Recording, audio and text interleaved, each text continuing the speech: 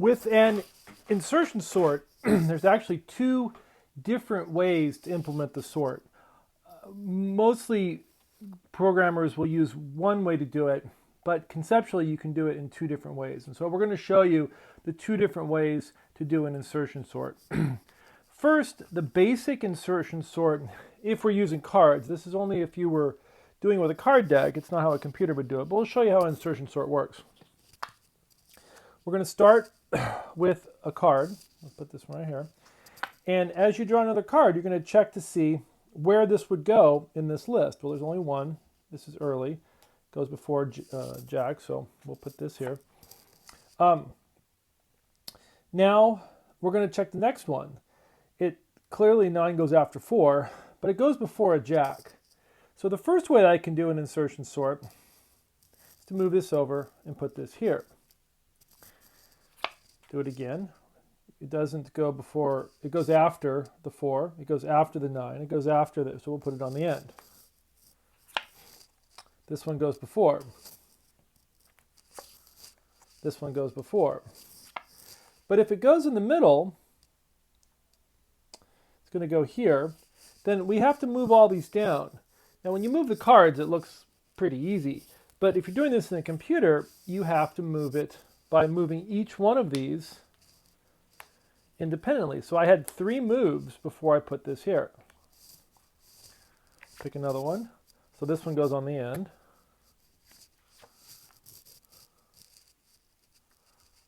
It's going to go here. So I have to do 1, 2, 3, 4 moves down before I can find a spot to insert it.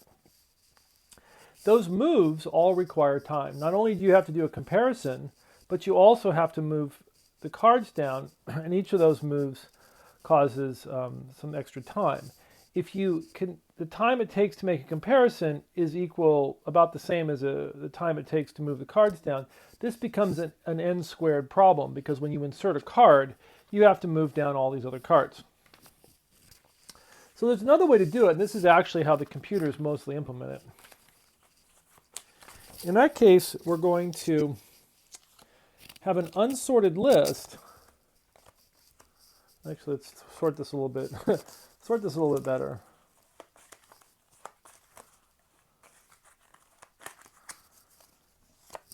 Because these cards that I had in a stack, they have to go in memory somewhere. You have to put the number somewhere. So let's demonstrate this as a full set of cards.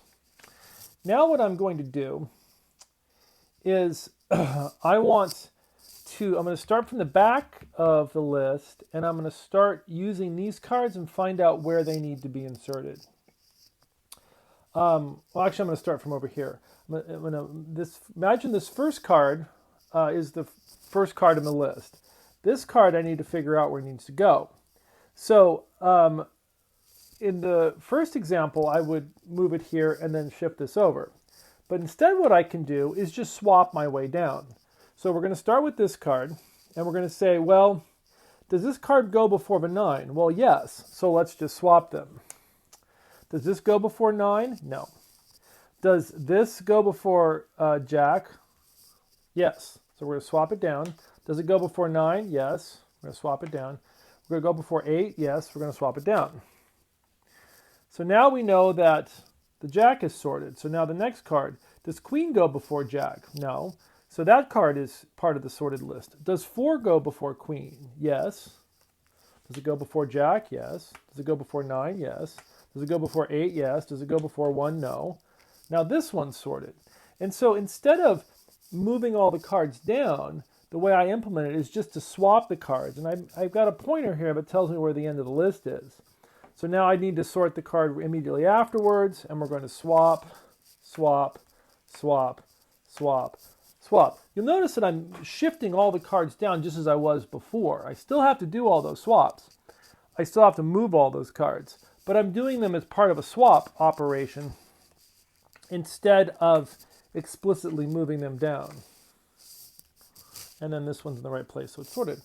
And that is one of the ways that you would actually implement a insertion sort in a list.